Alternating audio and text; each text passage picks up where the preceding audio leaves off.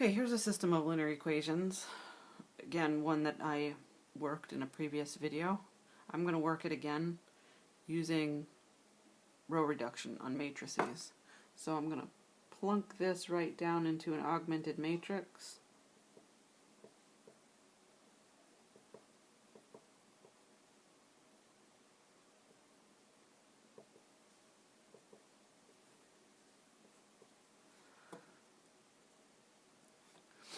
And then I'm just going to start beating on it with row reduction, and I'm going to do this the way I would do it. I'm just combining steps where I can. And I also don't write down the steps that I'm doing because I can reverse engineer what I've done just by seeing what happens going from one matrix to another.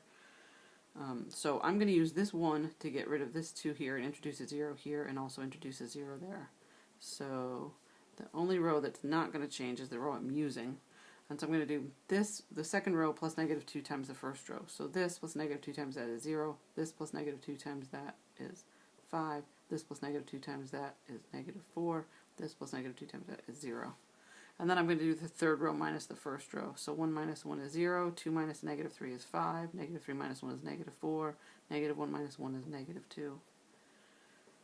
And then, as usual, the goal is to get 1s here, here, and here.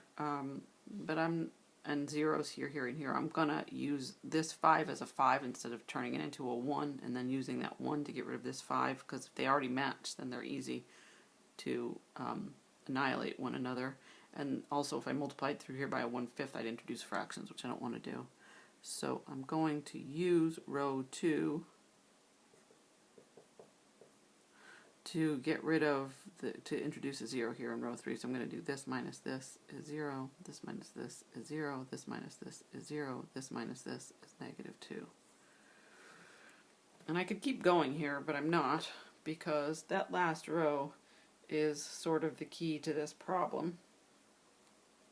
Because if you translate this row back to, well, we could translate the whole thing back to a system of linear equations. So we'd have x1 minus 3x2 plus x3 equals 1. That's okay. 5x2 minus 4x3 equals 0. That's okay. But 0 equals -2, because this would be 0x1, 0 plus 0x2, 0 plus 0x3 is 0, 0 plus 0 plus 0 equals -2. This is never true. So you have no solution here.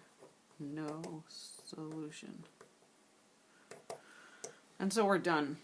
Now, as I mentioned in the other video, the problem with solving a system that has no solution is you have no solution to check. So if you screw up your row reduction, you have nothing to check, and you don't have a way to check and make sure you did it right. So what you might do is just start again, get away from it for a minute, do it again, and see if you come up with the same situation. And even maybe like shuffle the rows before you start doing the row reduction and see if you end up at the same place. It'll give you a little bit of extra practice to rework a problem too. So there you have it, a system solved using matrices that has no solution. And this row, the 0, 0, 0, non-zero at the end, is the tip-off that you have a system with no solutions.